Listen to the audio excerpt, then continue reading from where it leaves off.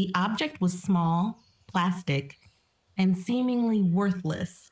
A cheap digital voice recorder from Staples that had been shoved into the bottom of my 7-year-old grandson's backpack, buried under crumpled permission slips and snack wrappers.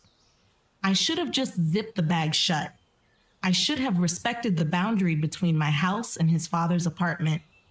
But a grandmother's intuition is a physical thing, a tightness in the chest that warns you when the storm is coming. So I pressed play, and standing there in my grandson's bedroom, surrounded by his dinosaur posters, I listened to the sound of my family being systematically destroyed. Now, when the judge asks you about grandma, what are you going to say? My granddaughter's voice answered, small and uncertain, that I love her?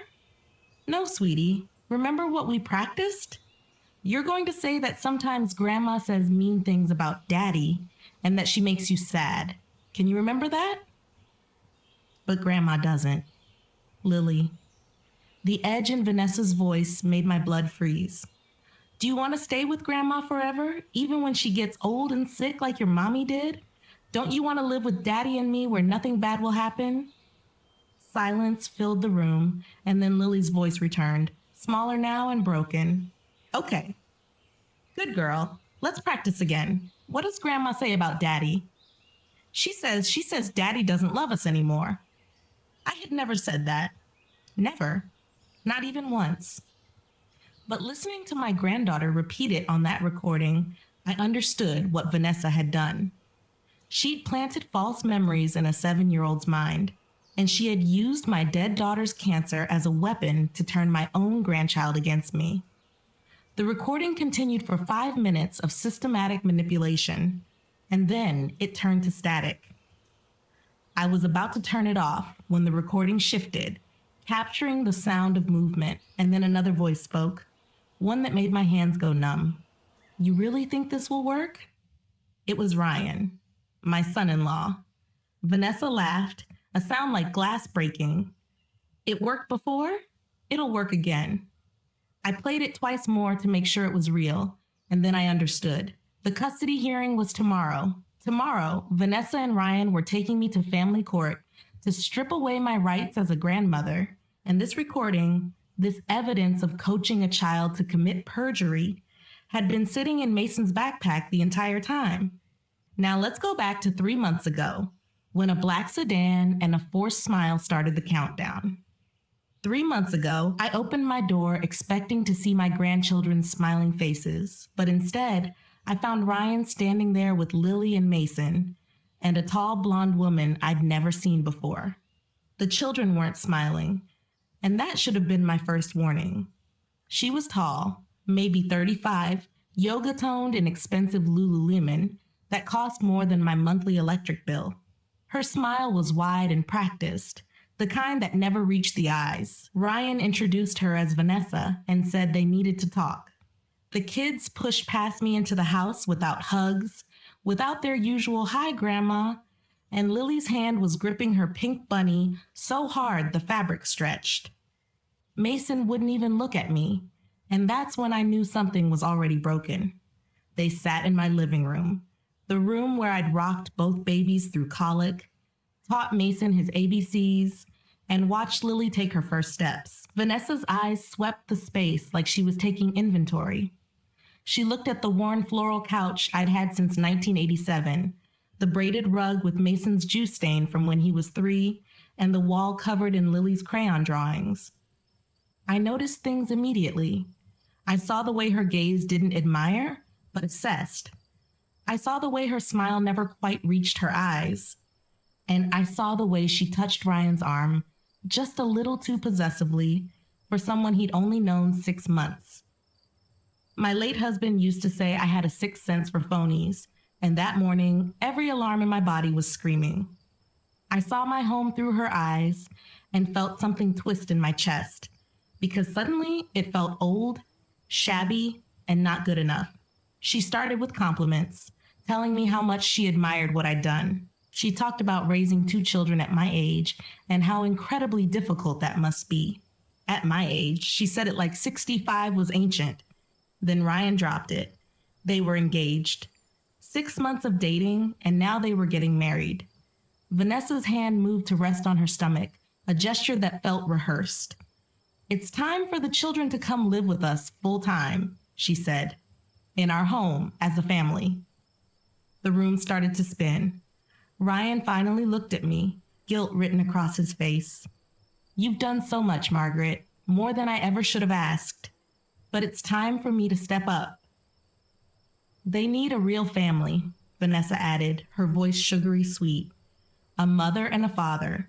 And let's be realistic. How much longer can you keep this up? These are active children. They need someone younger."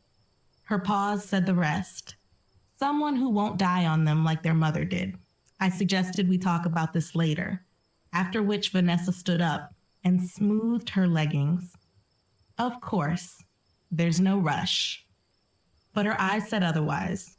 After they left, I sat in the silence and understood what I'd been refusing to see. Vanessa didn't just want the children. She wanted me out of the picture entirely. 2 weeks later, the call came. I was folding laundry when my phone rang. It was an unknown number with a Richmond area code. The woman introduced herself as Angela Reeves from Virginia Child Protective Services. She said they'd received a report regarding my care of Lily and Mason. Allegations of neglect and emotional abuse. My hands went numb and I dropped the shirt I was holding. "There must be a mistake," I managed to say. "I would never hurt those children." Angela's voice was professional and detached. She understood this was upsetting, but they took all reports seriously, so the visit was mandatory. Thursday at 10. Someone had weaponized the system meant to protect children, and I had a terrible suspicion about who it was. But suspicion wasn't proof. I hung up and my vision started tunneling. This is what it feels like when someone tries to take everything from you using the very system designed to protect you. That night, I couldn't sleep. The walls of my Monument Avenue home suddenly felt thin and unsafe. At 2:38 a.m., I heard something that made my breath catch, a car door closing softly. Too softly. I crept to the window and peered through the curtain. A black sedan idled across the street, headlights off and engine running. Richmond was a safe neighborhood, and people normally didn't sit in cars at 3 a.m. unless they were watching someone. I grabbed my phone, my hand shaking as I dialed 911. But before I could press call, the car pulled away slowly, like whoever was inside had seen what they needed to see. Next morning, I found something that made my blood run cold. A cigarette butt on my front porch. It was still warm. I don't smoke, and neither do my neighbors. Someone had been standing outside my door, watching my windows and waiting. On Thursday morning, I cleaned until my arthritic hands ached. I scrubbed counters that were already clean, and I made sure every surface gleamed. Angela Reeves arrived exactly at 10. She was mid-40s, with tired eyes that had seen too many broken families. She carried a clipboard and an expression I couldn't quite read. She walked through my home, room by room. She opened the refrigerator, checked the dates on the milk, looked into the children's bedrooms, and made notes on everything. She asked if I knew who might have made the report. I hesitated, but then I told her about Vanessa. I told her about Ryan's engagement and the custody conversation 3 weeks ago. Angela made more notes, and then she asked if I had any documentation. I did not, just a grandmother's intuition and 3 weeks of watching my grandchildren slowly break apart. The investigation closed 2 weeks later.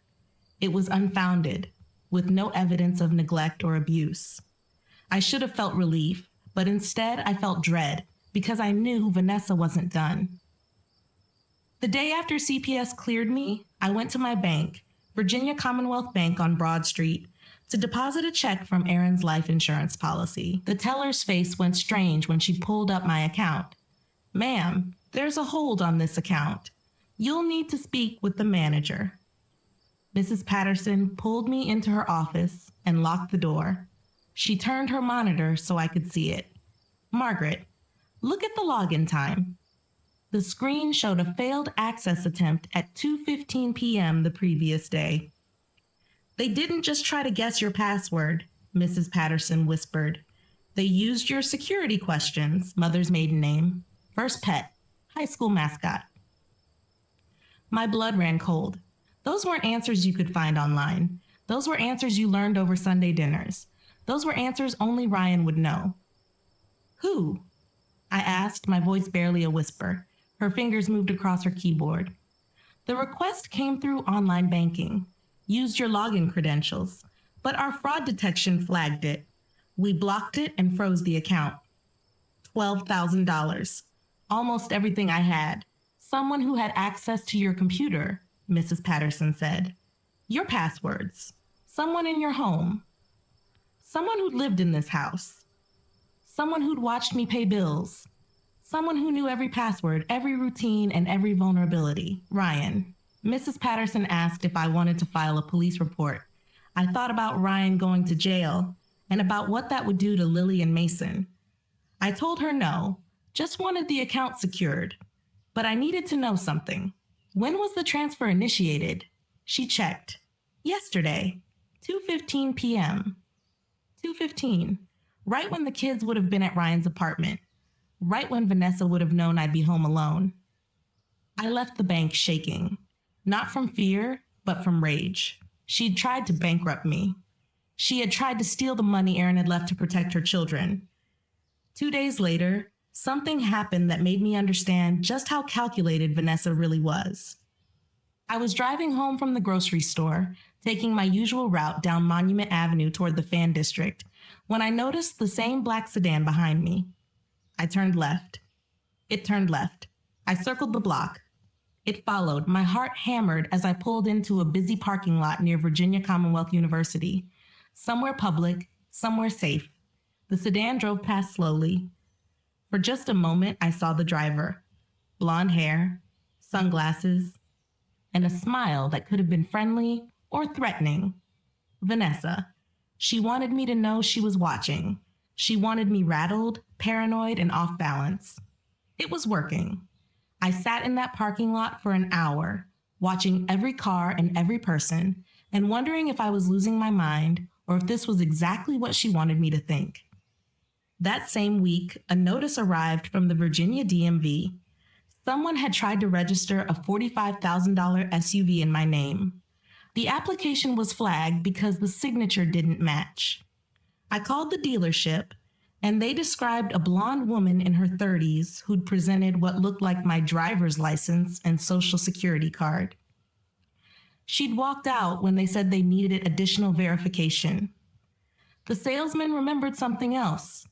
She'd been pregnant, or claimed to be. He said she kept touching her stomach like she wanted everyone to notice. This wasn't just about taking the kids anymore. This was about eliminating me entirely. Taking my money, my identity, my name, everything. That night, I did something I had been avoiding for weeks. Something that felt invasive and wrong, but entirely necessary given the circumstances. I hired a private investigator. I found his name in an old contact list. Someone my late husband had trusted years ago for business background checks. And he was a retired detective who specialized in cases where the danger wore a smile and came bearing gifts. His name was Alexander Webb, and he agreed to meet me at his office the next morning. I drove there through the late morning traffic, my hands gripping the steering wheel so tight my knuckles turned white. Alexander's office was small, cluttered, and smelled faintly of stale coffee and old paper. He gestured for me to sit, and he listened without interrupting while I told him everything. The bank alerts, the black sedan, the sudden engagement, and the way my grandchildren were slowly fading away from me. When I finished, Alexander leaned back in his chair, his fingers steepled under his chin, looking at me with eyes that had seen too much of the world's ugliness. "You want me to find out who she is and what she's done before," he said. It wasn't a question. "Yes," I replied. "I need to know who I'm fighting." He nodded slowly. "Women like this don't start with attempted fraud and witness tampering, Margaret. They work up to it. There is a history somewhere, and if it exists, I will find it." "How long will it take?" I asked. "Give me a week," he said. But he didn't need a week. He called me 6 days later and asked me to come back to his office because he said he had found something I needed to see immediately. I sat in that same chair, watching as he spread a folder across his desk. Vanessa Mills, he began, pointing to a copy of a birth certificate. That's her maiden name. She was married briefly in her 20s, but she divorced after 18 months, and there were no kids. He paused, his jaw tightening as if he tasted something bitter. Then, Alexander's expression changed from professional to grim.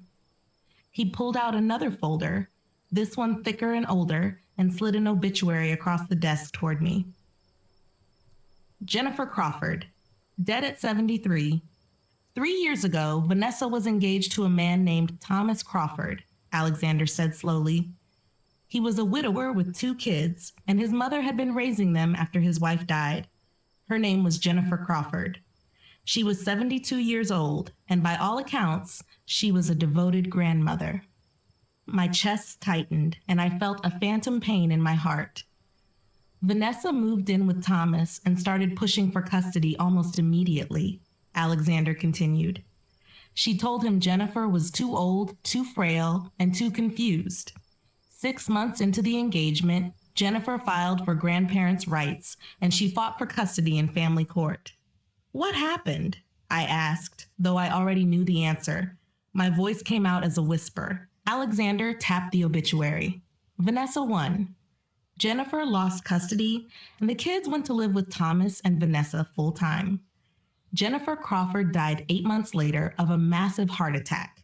She was 73, but the family says she died of a broken heart. I stared at that obituary until the words blurred into gray smudges. Suddenly, every strange moment from the past 3 months clicked into a horrifying pattern. Vanessa had done this before. She had destroyed a family, she had erased a grandmother, and Jennifer hadn't survived it. And Thomas? I managed to ask. The engagement ended 6 months after Jennifer died, Alexander said. Vanessa moved to Richmond, and she met your son-in-law at a grief support group. At a grief support group, she had gone there hunting. She was looking for another widower with kids, another vulnerable family she could infiltrate and consume. Alexander pulled out bank statements and credit card bills, laying them over the obituary. Thomas Crawford paid off $30,000 in her debts during their engagement, he explained. He put her name on his bank accounts, and when they broke up, she'd already drained most of it. But here's the kicker. The kids' college fund from their mother's life insurance? She convinced him to consolidate it into a joint investment account, and she walked away with nearly $40,000. I felt sick to my stomach. She's stealing from dead mothers, I whispered. Yes, Alexander said. Then he pulled out one more document. Ryan asked me about Aaron's life insurance, didn't he? The college funds you set aside for Lily and Mason? My hands went cold. Yes, I responded. 2 weeks ago, he wanted to know if he could access them. What did you say? I said no. The money is protected in a trust for the kids' education, and I am the trustee. Alexander's expression darkened. That's probably when Vanessa decided you needed to be destroyed. You were the only thing standing between her and that money. I left Alexander's office feeling like I was carrying a grenade, and by the following Tuesday, I had learned that Vanessa wasn't just a financial threat. She was also bold enough to touch me. I was at the Kroger on Carey Street, picking up the specific brand of oat milk that Lily liked for her cereal, when I felt a presence behind me. It wasn't a sound, but a displacement of air, a shift in the atmosphere that made the hair on the back of my neck stand up. I turned around slowly, clutching the carton of milk against my chest like a shield, and there she was. Vanessa was standing at the end of the aisle, next to the displays of coffee, wearing a pristine white coat that looked like it had never seen a speck of Richmond dust. She wasn't hiding behind sunglasses this time. She was looking right at me, smiling that terrible, empty smile that didn't reach her eyes. "Hello, Margaret," she said, her voice smooth and pleasant. loud enough for the woman browsing the tea selection to hear. I didn't expect to run into you here. My heart hammered against my ribs, but I forced my feet to stay planted on the linoleum floor. What do you want, Vanessa? She walked toward me, her heels clicking rhythmically on the tile, as she reached out to adjust the collar of my coat, a gesture so intimate and so violating that I flinched, stepping back into the shelf of oatmeal. I just wanted to see how you're holding up, she said, lowering her voice so only I could hear. Ryan told me you seem tired lately, confused. He's very worried about you driving the children around in your condition. There is nothing wrong with my condition, I said, my voice shaking despite my best efforts to steady it. And you can tell Ryan that if he's worried, he can call me himself instead of sending his attack dog. Vanessa laughed, a soft tinkling sound that chilled me to the bone. Oh, Margaret, you always have to make it a fight, don't you? That's exactly what I told the guardian ad litem yesterday. I said, Margaret loves those kids, but she's just so angry, so volatile. It creates such a toxic environment for them. She took another step closer, invading my personal space until I could smell her expensive perfume, something heavy with jasmine and musk. You know, she whispered, leaning in like we were sharing a secret, schools are very expensive these days. And medical care, it adds up. If you just let go, Margaret, if you just step back and let us be a family, you could retire comfortably. We wouldn't have to look at your finances. We wouldn't have to ask the court to audit your husband's old accounts. It was a threat, plain and simple. She was telling me that if I fought for the children, she would destroy me financially. She would dig through 40 years of my life until she found a mistake she could weaponize. I have nothing to hide, I said, though my stomach churned. Everyone has something to hide, she replied, her eyes drifting to my purse. Or something to lose. By the way, Lily left her pink bunny at our apartment last weekend. She cried for it all night. It's a shame you can't comfort her when she needs it most, isn't it? She patted my arm, her fingers digging in just hard enough to bruise, and then she stepped back, her voice returning to its bright public volume. It was so good seeing you, Margaret. Take care of yourself. At your age, you really can't be too careful on these slippery floors.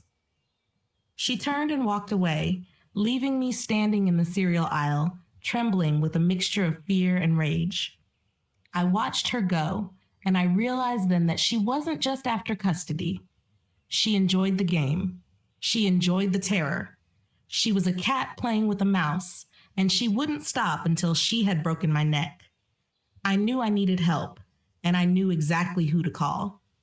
I went back to the file Alexander had given me, and I found the contact information for Jennifer's daughter. I didn't call her, though, because the phone call felt too small for the magnitude of what we shared.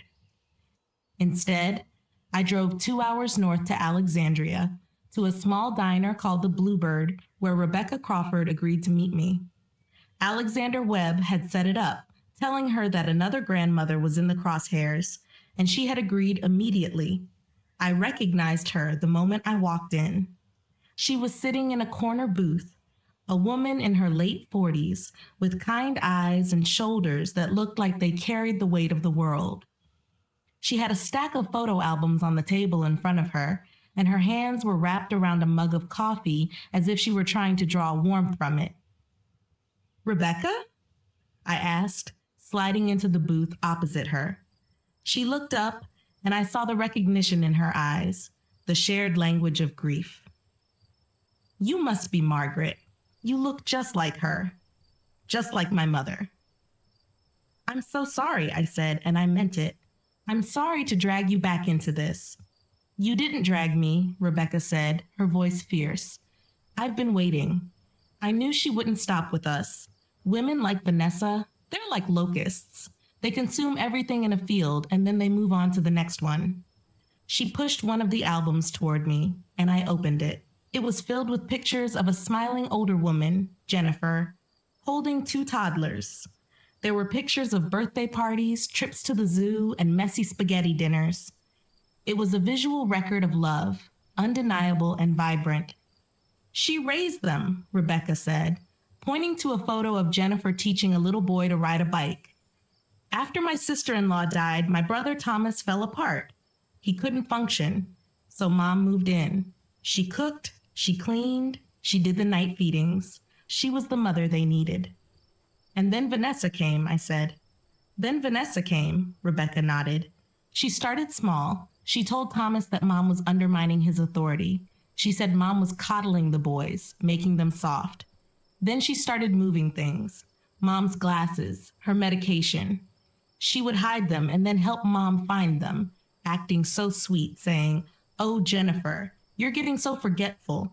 Maybe you shouldn't be using the stove anymore." I felt a chill run down my spine because it was the exact same playbook. It was the exact same gaslighting. How did she get custody? I asked. Rebecca's face darkened. She staged an accident. She waited until Thomas was out of town, and then she greased the stairs. Literally greased them with cooking oil. Mom slipped and broke her hip. When the paramedics came, Vanessa told them Mom had been drinking. She had planted an empty vodka bottle in Mom's room. I gasped, covering my mouth. That's attempted murder. We couldn't prove it, Rebecca said, tears welling in her eyes. It was her word against a confused old woman on pain medication. CPS stepped in. They said the home environment was unsafe. Thomas was so brainwashed he thanked Vanessa for saving the boys from his mother's negligence. She reached into her bag and pulled out a thick manila envelope. "This is everything," she said, sliding it across the table. Copies of the police report from the fall. The toxicology report showing Mom was sober. The emails Vanessa sent to Thomas, gaslighting him about Mom's mental state. And she hesitated, her hand trembling. And the journal Mom kept. She wrote down everything Vanessa said to her when no one else was listening. I took the envelope and it felt heavy, vibrating with the injustice it contained. "Why are you giving me this?" I asked. "Because I couldn't save her," Rebecca whispered. "She died alone in a rehab facility, Margaret. She died thinking her son hated her and her grandsons were afraid of her. That broke her heart long before her heart actually stopped beating." She reached across the table and squeezed my hand. "Use it," she commanded. "Destroy her. Do what we couldn't do. And when you look at her in that courtroom, you look at her for Jennifer." I drove back to Richmond with the envelope on the passenger seat beside me. It wasn't just evidence anymore. It was a torch, passed from one grieving daughter to a grandmother who refused to burn. I wasn't fighting alone anymore. I had an army of ghosts at my back, and for the first time in months, I felt dangerous. After I got home, I sat in the dark kitchen for a long time, letting the weight of Rebecca's story settle into my bones. While Rebecca talked, I'd been taking notes, documenting dates, names, and specific incidents. I'd spent 8 years running a household, managing medical appointments, and coordinating school schedules. So organization was my superpower. If Vanessa thought she could outmaneuver a grandmother who'd survived raising a child alone, burying a husband, and then raising 2 more children through grief, she was about to learn a hard lesson. Then I called my lawyer, Vivian. I told her everything Alexander had found and everything Rebecca had told me. Vivian was silent for a long moment. "Margaret, this is huge. This establishes a pattern. It shows premeditation. If we can get this admitted as evidence." "Can you?" I asked. "I'll try. I'll file a motion immediately. I'll request an evidentiary hearing. It's a long shot. Judges don't like admitting prior bad acts from old cases. But with the attempted bank fraud here and the documented history of coaching children, we might have a chance to prove a pattern." Hope surged through me. Real hope. "There's something else," I said. "The pregnancy. Vanessa's been claiming she's pregnant, but I've never seen any proof. No doctor's appointments, no ultrasounds." Vivian was quiet. "You think she's faking it?" I think everything about her is fake. I'll subpoena medical records, Vivian said, her voice sharp. If she's lying about being pregnant, that goes to her credibility. It shows a pattern of deception. 3 days later, Ryan showed up with a lawyer's letter. He was taking me to family court and filing for full custody. The letter used very careful language, phrases like, in the children's best interest and age-appropriate parental care. It never said I was a bad grandmother, but it implied I was temporary, a stopgap that had gone on too long. I called Vivian that afternoon and read her the letter over the phone. She was quiet for a long moment. And then she said, Margaret, I need to be honest. Virginia's grandparent rights laws are some of the worst in the country. Courts here favor biological parents almost absolutely.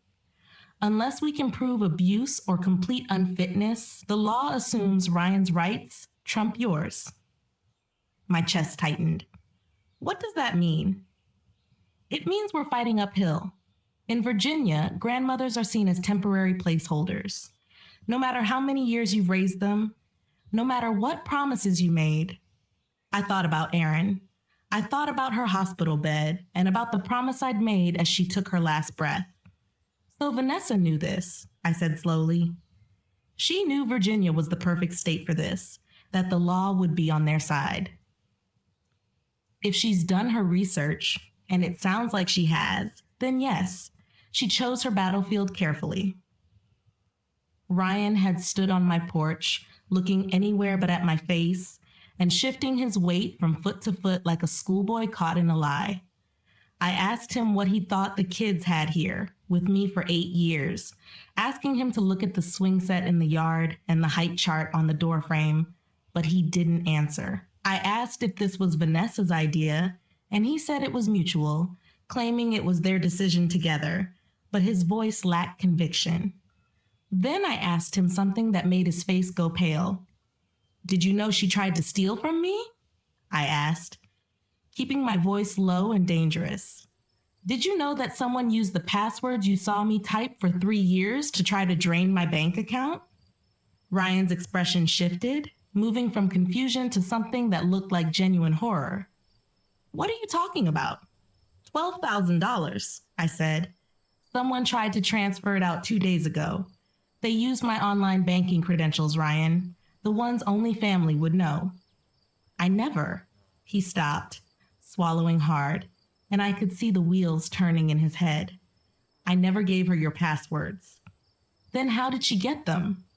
He had no answer, so I pulled out my phone and showed him Jennifer Crawford's obituary. Your fiancée has done this before, I told him, holding the screen up so he couldn't look away. She found a widower with kids, pushed out the grandmother raising them, coached the children to lie in court, and won custody. Then she left after the grandmother died. Ryan stared at the phone, his hands starting to shake. Where did you get this? I hired a private investigator, I said. I found court records, death certificates, and a pattern spanning years and multiple families.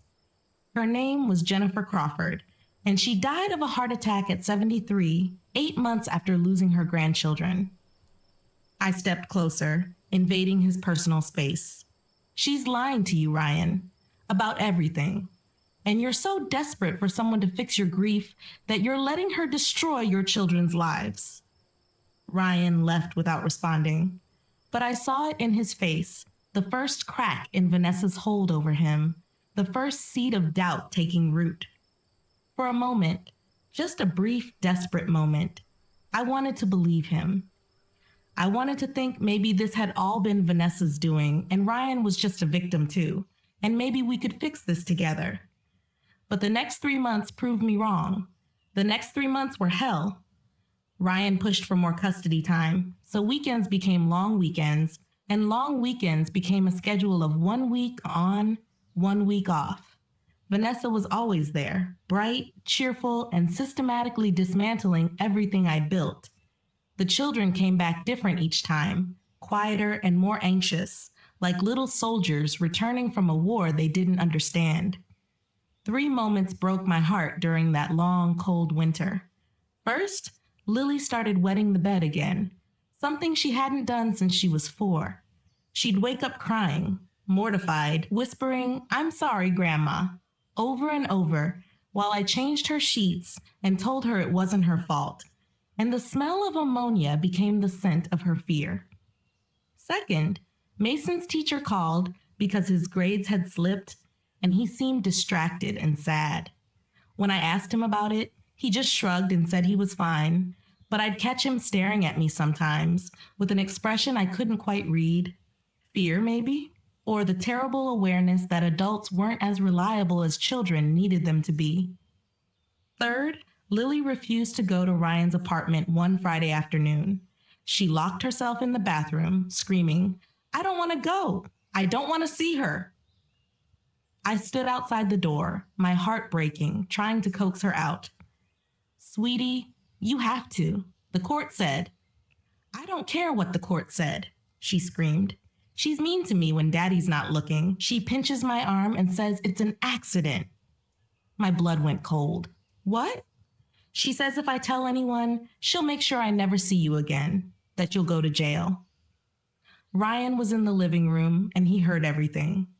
"Lily, that's not true," he said, walking to the door. "Vanessa wouldn't." "You don't know," Lily yelled through the wood. "You're never there." I looked at Ryan and saw the crack in his certainty widen just a little more. He eventually convinced Lily to come out, promising to talk to Vanessa and promising it would be okay. Lily went with him, but she looked back at me with eyes that said she didn't believe him. That was the moment I watched my granddaughter learn that adults lie. Then came the night Lily had a nightmare at 2 in the morning. I heard her crying and went to her room, where she was tangled in sheets, sobbing and calling for her mommy. Not me, not Vanessa, but Erin. I held her until the crying stopped and rocked her like I used to when she was a baby. In the dark, Lily whispered something that made my blood freeze. "Vanessa said you're getting too old to take care of us," she whispered into my shoulder. "She said you might get sick and die like Mommy did, and that it would be safer to live with her and Daddy where nothing bad could happen." She'd weaponized death. She had used Erin's cancer as a tool to make a 7-year-old afraid of losing another mother. I wanted to rage, to scream, and to drive to Ryan's apartment right then and confront them both, but I just held Lily tighter and promised her I wasn't going anywhere. It was another lie I desperately wanted to be truth. The day before the preliminary hearing, something happened that almost broke me. I went to pick up Lily and Mason from Ryan's apartment because their week with him was over. I knocked on the door and waited, but Vanessa answered, not Ryan. Her smile was cold and triumphant. "The kids aren't ready yet," she said. "Why don't you come in?" Every instinct screamed not to, but I stepped inside because my grandchildren were in there. The apartment was different. New furniture, new decorations, and professional photos on the walls of Ryan, Vanessa, and the kids. In every photo, Vanessa's arm was around the children, creating the image of a family with me erased from it. "The kids are packing," Vanessa said. "Can I get you some coffee?" I said no. She sat across from me, that smile never faltering. "You know, Margaret, don't you think it's time?" she asked. "Time to rest? To enjoy your retirement instead of exhausting yourself?" I didn't respond. "Ryan and I have been talking about after the custody hearing," she continued. "We're thinking maybe every other weekend visitation, so you can still see them, just not be responsible for everything anymore." Every other weekend, from full-time mother to every other weekend visitor. "We're also thinking it might be easier for the kids if we moved," she added casually. "Maybe to Charlottesville. Maybe even out of state. Ryan's been looking at job opportunities in North Carolina."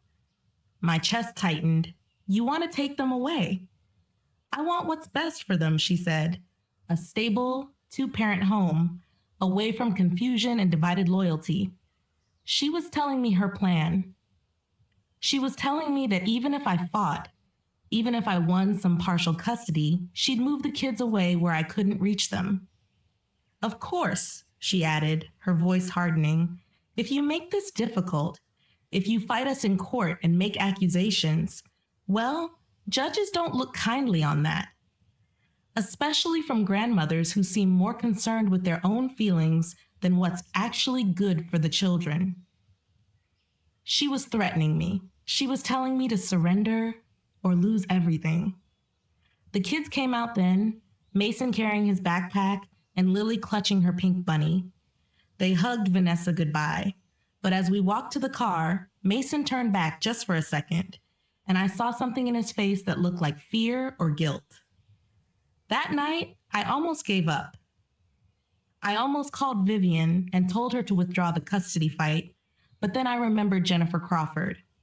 I remembered how she'd fought and lost, and how she died 8 months later, broken. I understood then that Vanessa wanted me to surrender. She wanted me to go quietly, but I wouldn't. I would fight until I had no fight left, because the alternative was watching my grandchildren disappear into Vanessa's manufactured family while I died alone, having broken the only promise that mattered. Later that night, I went to Lily's room and sat on her bed, surrounded by stuffed animals and picture books. Mason's backpack was slumped against the wall where he'd left it. I picked it up to unpack it, and as I reached into the side pocket, I felt something hard. It wasn't a toy. It was rectangular and plastic. I pulled it out. It looked like a digital voice recorder, with the red light still blinking faintly. Battery low. I almost threw it away, thinking it was junk, but then I saw the piece of masking tape on the back. In Mason's shaky handwriting, it said, "For Grandma." My heart stopped. He hadn't left it by accident. He had left it for me. I pressed play. I listened to Vanessa coaching Lily. I listened to the lies. And then at the very end of the recording, I heard the voice that shattered my heart. "You really think this will hold up in court?" Ryan asked on the tape. "It worked before," Vanessa laughed. "It'll work again." He hadn't been a victim. He'd been a co-conspirator all along. And that changed everything. I sat on the edge of Lily's bed, the recorder burning in my hand. I listened to it like 3 more times. The clock read 2 a.m. The house was silent, but my mind was screaming because I finally had the smoking gun. But a smoking gun is useless if you don't know where to aim it. If I took this to court tomorrow as a surprise, Ryan's lawyer might object. He might claim it was doctored, or he might get it thrown out on a technicality. I couldn't risk it. I needed to break the alliance between Ryan and Vanessa before we stepped in front of the judge. I needed to separate the host from the parasite. I didn't sleep. I showered, dressed in my best suit, the navy blue one I wore to church and to funerals, and I drove to Ryan's apartment complex at 6 a.m. I knew his schedule. I knew Vanessa went to her spin class at 6:15, leaving Ryan alone with the kids for 30 minutes before school. I parked down the street and watched. Sure enough, Vanessa emerged, dressed in neon spandex, looking healthy and vibrant, and completely unbothered by the fact that she was destroying a family. I waited until her car turned the corner. Then I walked up the stairs and banged on the door. Ryan opened it, looking disheveled, holding a half-eaten piece of toast. When he saw me, his face hardened. "Margaret, you can't be here. Our lawyer said." "I don't care what your lawyer said." Look, I cut him off, pushing past him into the living room. "Where are the children?" "They're in their rooms getting dressed. You need to leave." "I'm not leaving until you listen to something," I said, pulling the recorder out of my pocket. Ryan sighed, rubbing his temples. "Look, if this is about the custody hearing today, save it. It's out of my hands. Vanessa thinks." "I don't care what Vanessa thinks," I shouted. Then, lowering my voice so the kids wouldn't hear, "I care about what Vanessa did and what you let her do." I pressed play. Vanessa's voice, sickly sweet and poisonous, filled the apartment. "No, sweetie, you're gonna say that sometimes Grandma says mean things about Daddy." Ryan froze. The toast fell from his hand onto the floor. He stared at the recorder, his mouth opening and closing, but no sound came out. I let it play. I let him hear Lily's confusion.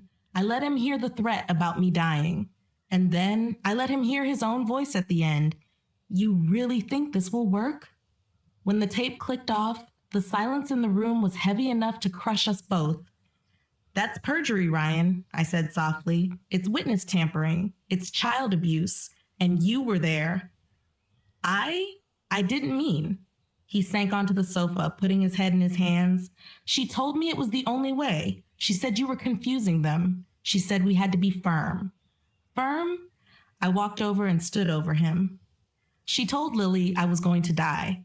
She used Aaron's cancer to terrorize your daughter. Is that being firm? He looked up at me, and I saw the man he used to be, the man my daughter had loved, struggling to surface beneath months of manipulation. He looked sick. I can't stop it, he whispered. The hearing is in 3 hours. Vanessa has the lawyer. She has the paperwork. She says if I back out now, she'll leave me. She says I'll be alone. You are already alone, Ryan, I said, my voice shaking with pity and rage. You are living with a monster who eats families for breakfast. But you have a choice. Right now. You can walk into that courtroom and lie, and I will play this tape, and you will go to jail. Or you can help me save your children. He looked at the door to the kids' rooms.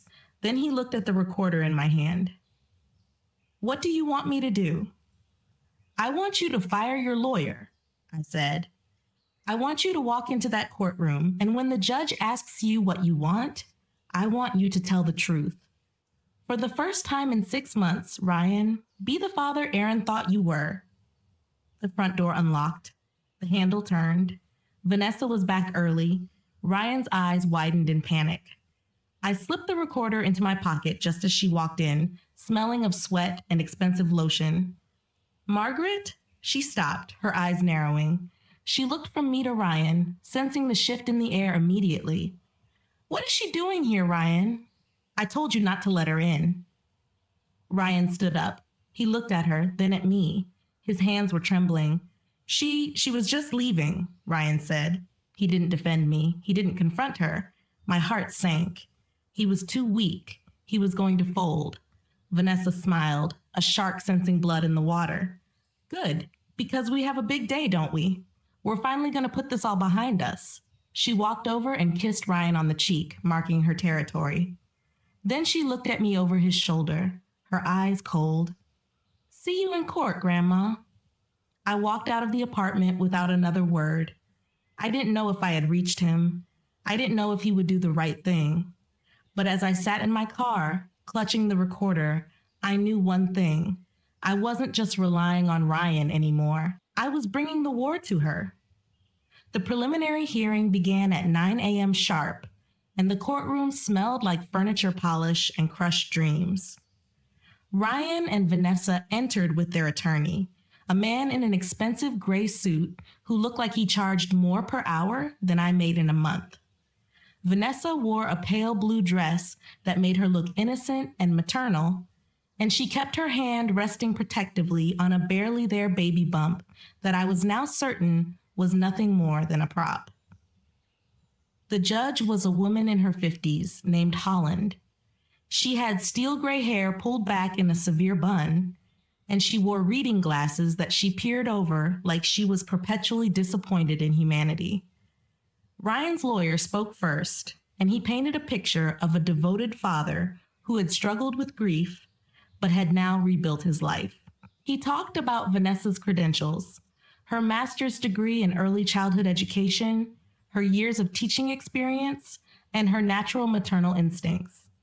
He mentioned me with a sympathy that felt like poison, calling me a wonderful grandmother who had stepped up in a crisis, but suggesting that the crisis was over and referencing my advanced age as if I were 90 instead of 65. My lawyer, Vivian, stood up and spoke passionately about the 8 years I devoted to these children, about quitting my job and giving up my retirement, but I could tell by the judge's face that it wasn't enough. In Virginia, biology usually wins. Then they called Lily to testify. My 7-year-old granddaughter walked into that courtroom looking tiny and terrified, and clutching the hem of her skirt. Her eyes found mine across the room, and I tried to smile, tried to tell her with my eyes that it was okay. But she looked away quickly, as if she had been told not to look at me. Ryan's lawyer asked her questions about safe places and happy places, and Lily's voice was so small, the court reporter kept asking her to repeat herself. Then came the question that broke me. Has Grandma ever said anything about Daddy not loving you anymore? Lily's face crumpled. She looked confused and torn, like she was trying to remember something that felt wrong, but had been told was true. Yes, she whispered, tears spilling over. Grandma said that. I had never said that. Never, not once. But I could see it in Lily's face that she believed she was telling the truth. This is what Vanessa had done. She had planted false memories in a child's mind and made her a weapon against the only mother figure she had left. Vivian objected, arguing that the child was clearly confused and possibly coached, but the damage was already done. Judge Holland called a recess, and I stumbled into the hallway, barely making it to a wooden bench before my legs gave out. Vivian sat beside me, her face grim. This isn't going well, Margaret. They are controlling the narrative. The afternoon brought my witnesses, Mason's teacher and a neighbor. But Ryan's lawyer had witnesses too, including a child psychologist who had never met me but had plenty of opinions about enmeshed grandmothers. Then Vanessa took the stand. She was perfect. She was poised, articulate, and she cried exactly on cue. She talked about how much she loved Ryan and how much she had come to care for Lily and Mason. She said she wasn't trying to replace their mother. She could never replace Erin. But she wanted to honor Erin's memory by giving the children the stable home Erin would have wanted. She talked about me with such careful respect it felt obscene. She called me a remarkable woman who had sacrificed so much and said she hoped I'd remain involved, while still gently suggesting I deserved rest after years of demanding responsibility. She made my erasure sound like an act of kindness. The judge asked her about the CPS report. Vanessa's face arranged itself into perfect confusion, and she said she hadn't made any report and had no idea who would have done such a thing. Perhaps a concerned neighbor, she suggested. She was lying. I knew it with every fiber of my being, but she was lying so smoothly and so convincingly that even I almost believed her. Judge Holland nodded, looking through her notes. I will take everything under advisement, she said. I will review all testimony and evidence before issuing a ruling within 2 weeks. Vivian stood up. Your Honor, we have one more piece of evidence. It was discovered late last night. Ryan's lawyer rolled his eyes. Objection. This is an ambush. It goes to the credibility of the petitioner, Vivian said calmly, and it addresses the issue of witness tampering. Judge Holland stopped writing. She looked over her glasses at Vivian. Witness tampering is a serious accusation, Counselor. Do you have proof? I do, Your Honor. I have a digital recording. Ryan stiffened at the plaintiff's table. Vanessa frowned, her mask slipping for just a fraction of a second.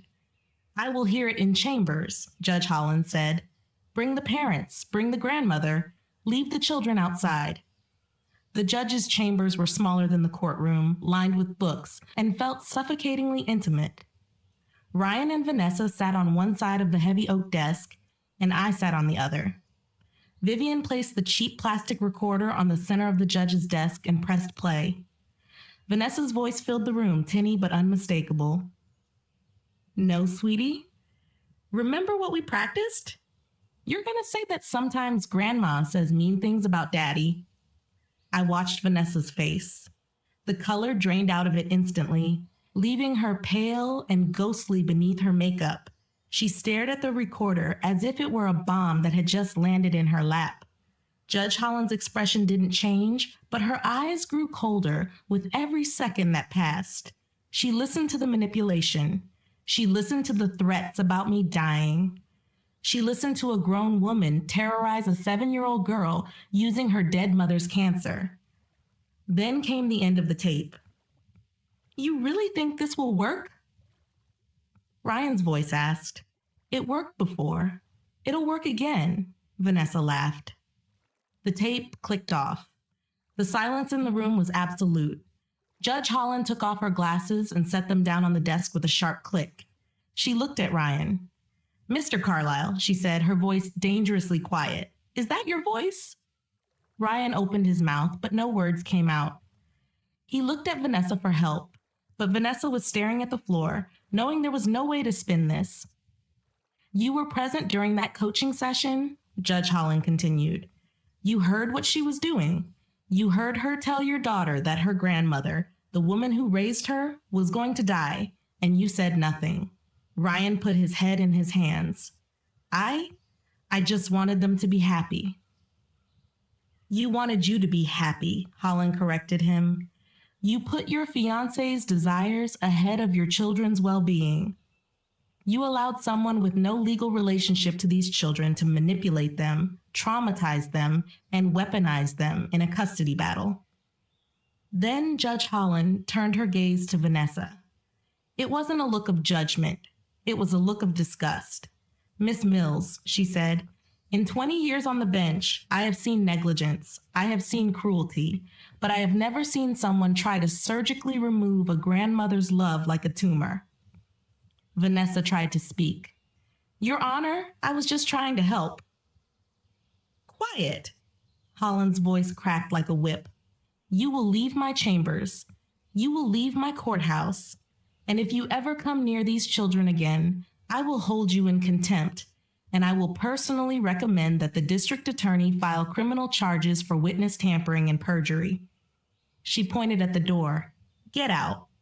Vanessa stood up. Her hands were shaking. She looked at Ryan, but he wouldn't look up. She realized then that the game was over and the host had finally rejected the parasite. She turned and walked out, the door clicking shut behind her. Judge Holland turned back to Ryan. What kind of father lets this happen? She asked, her disappointment heavier than any anger. What kind of man prioritizes a woman he's known less than a year over children who lost their mother? Ryan was crying now, silent, shameful tears. I'm sorry, he whispered. I'm so sorry. Sorry doesn't fix the damage you allowed, Holland said. I am reversing the custody petition immediately. The children will remain in Mrs. Carlyle's primary care. Ryan looked up, panic in his eyes. But they're my kids. And you failed them, Holland said. You can have supervised visitation. Supervised, Mr. Carlisle, because I do not trust your judgment anymore. If you want to revisit custody in the future, you will need to demonstrate significant change. Therapy, parenting classes, proof that you are actually a father and not just a spectator. I walked out of that courthouse into the Richmond afternoon sun, and for the first time in months, I could breathe. Vivian hugged me and told me to go home because my babies were coming with me. I drove home to Monument Avenue in a daze. I walked into my house, the house that still smelled like Lily's strawberry shampoo and Mason's sneakers, and I sat in the living room. This time, the tears were different. They weren't grief, and they weren't defeat. They were relief, pure, overwhelming relief. I had kept my promise to Aaron. I had fought, and somehow, impossibly, I had won. Ryan's engagement ended 3 weeks after the ruling. I heard about it through Mason, who mentioned it casually over breakfast one morning. Vanessa moved out, he said, pushing his eggs around his plate. Daddy seemed sad, but he also seemed quiet. We don't have to call her mom anymore. I didn't ask for details because I didn't need them. My only concern was the 2 children sitting at my kitchen table, eating pancakes and slowly becoming themselves again. 6 months later, Alexander Webb called with news. Vanessa had left Richmond, moved to Savannah, and gotten engaged again to another widower with kids. I thought about that family. I thought about the grandmother who was probably raising those children, wondering if she would see the danger before it was too late. I called her, warned her, and gave her everything Alexander had found, the court transcripts, the obituary, the recording. She listened, she believed me, and when Vanessa tried the same patterns, that grandmother was ready. She documented everything, she hired a lawyer, and she won her case before Vanessa could even unpack her bags. One more family saved.